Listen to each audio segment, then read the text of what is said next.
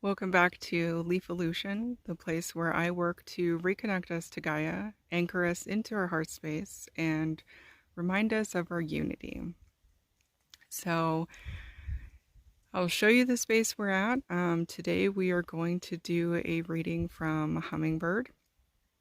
Hummingbird made an appearance in two of my readings over the last couple days, so we're just going to give them the floor and let them see what they have to say through the runes.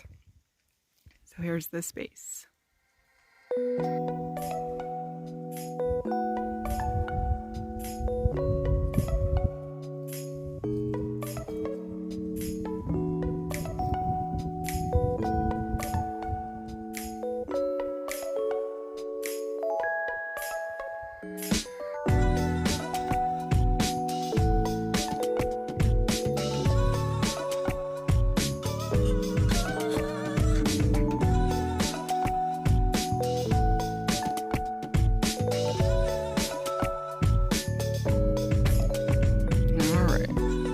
Let's go ahead. Aren't those leaves pretty? So let's get a message from Hummingbird. Hummingbird, what do you want to say to us?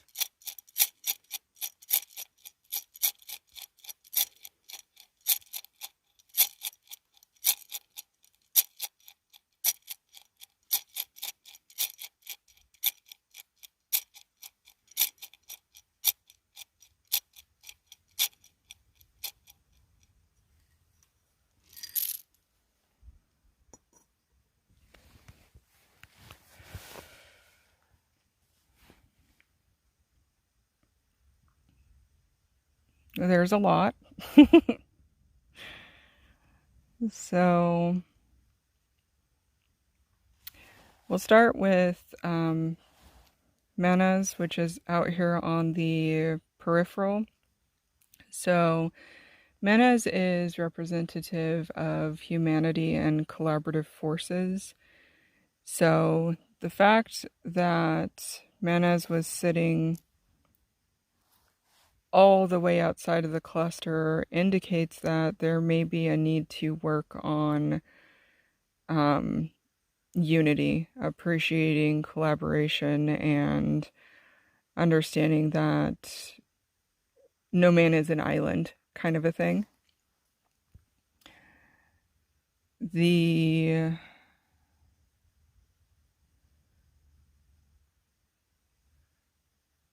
next part of the message that is coming out, we have Fehu, which is representative of wealth. So this is our everyday wealth. These are the resources that we have access to. They're the resources that we use, the resources that we share. So in terms of money, like cash money, this is a reminder that, like all things, money is an energy, and money is an energy of love, actually. And like all energy, money likes to flow. It doesn't like to be stuck. So when there is an exchange, it is an exchange of, like, it's a transaction of appreciation, or it should be. So that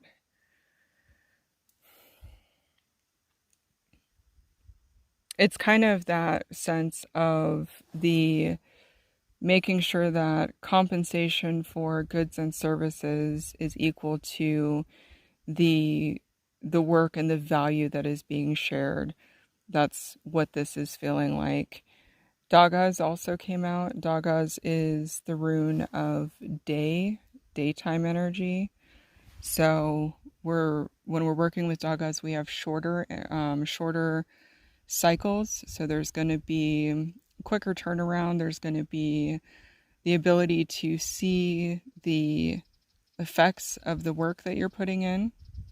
So with this flow of resources, you're going to be able to see the impact of it, the movement of it.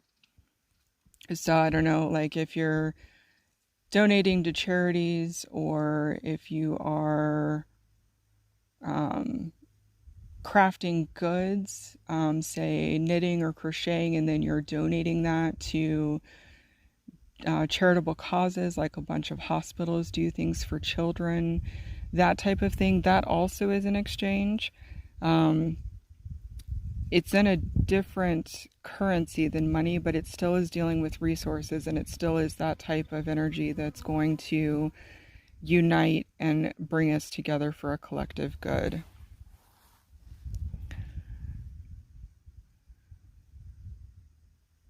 We have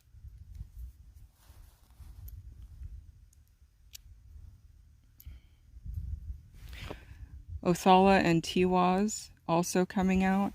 And so their function in the feelings of this read have to do with understanding that the work that you put in to build these communities is going to have long-term ramifications.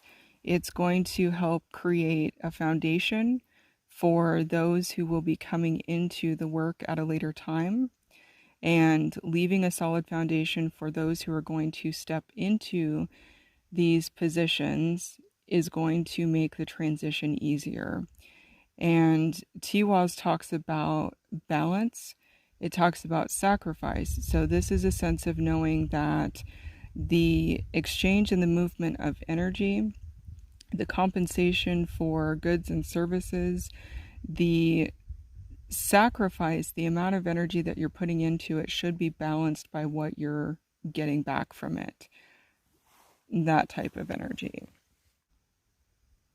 We have more collaboration energy coming through with Ewaz. Ewaz represents the horse, and it is a connection not only between man and the earth, but it is a connection between man and the heavens. There is a very companion element to Ewaz. So knowing that you are not alone, you do not have to shoulder the work by yourself.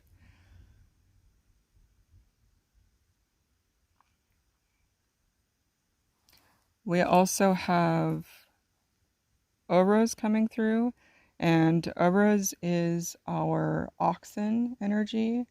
It is representative of the auroch, which is an extinct European bison, oxen. They were quite massive. They had a very steadfast power, a good resolve, that type of thing. And working with this type of energy, harnessing it to maximum benefit, also required cooperation, group work, and understanding that what is good for me is good for you, and that there has to be some sort of coordination in order to access the full benefits of something. So a lot of reminders in this reading from Hummingbird about the importance of working together, what can be achieved, and how it opens up the flow of energy. So we do have Isa, which is ice, and Isa can represent a few different things. In this particular reading, it is an indication to not be stubborn. So being mindful of when you are not listening to other perspectives, when you're not carrying your fair share of the work, that type of thing, to just be mindful of your contribution to an overall process or group. Now, we do have some individual components coming out for the rest of this reading, and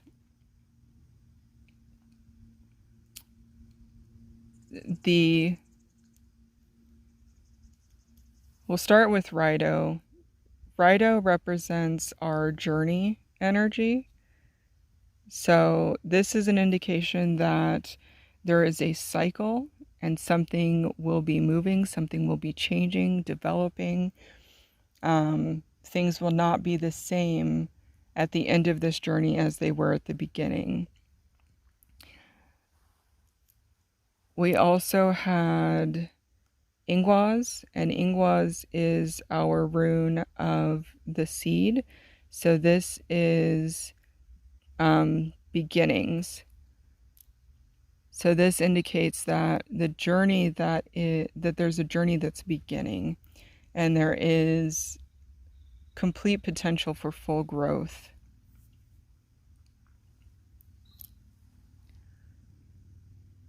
There is Awaz, which represents the yew tree. On a metaphysical level, it represents Yggdrasil, which is the world tree in Norse mythology. So it is further reminder of unification, of aligning all energy centers, keeping the flow open. It is about full connection, being grounded into the earth, but also spiritually anchored into source to help guide us and direct us on our journey in this path of working together. We do have Kenaz, which is the torch energy. So Kenaz is going to help illuminate the path as we are working on these goals, as we are opening up and reconnecting to create greater flow and greater ease. This is a reminder that when we lose our way or when we're feeling discouraged, to call on resources that will help guide us along the journey. And I get the feeling that some of these resources are going to be other people. Again, it's that sense of no man is an island, so it's about collaborating.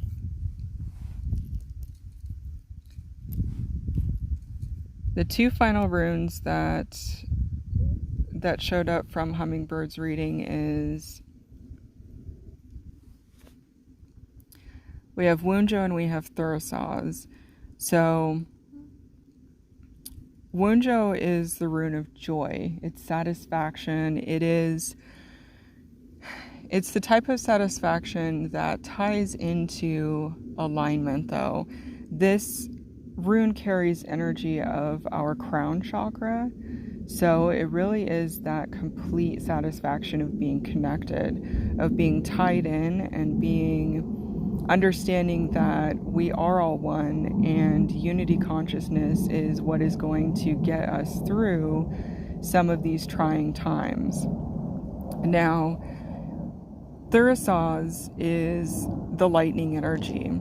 So it also is illumination. So much like Kenaz gave us illumination, we also have illumination through Thurisaz. Thurisaz is going to be a bit more of the disruptive illumination, though. So as we're opening up and as we are working on reconnecting to our unity consciousness, there are going to be times when there are setbacks, there are frustrations. There will be a sense of when you start looking around at communities and you start seeing how things work together, you will start to see the places where other people are not giving what you think should be an equal exchange. And what this is reminding us is that these are opportunities for growth. So they're opportunities for growth for yourself as well as the other person, or the other people involved. And these lessons that come into your path are going to help you be a better way shower for others, so that you're going to be able to lead by example about being connected and tied in, about what it means to create a foundation for others to stand upon, about what it means to have this balance and this flow of resources. So they're really, it's a very nice reading from Hummingbird about studiousness and about community and cooperation. It is about making sure that you check in to keep your path lit, and doing that will help you move in the right direction. So what was just coming through too is that lighting the path, when we talk about illumination, also understand that it comes in the form of the lessons we learn.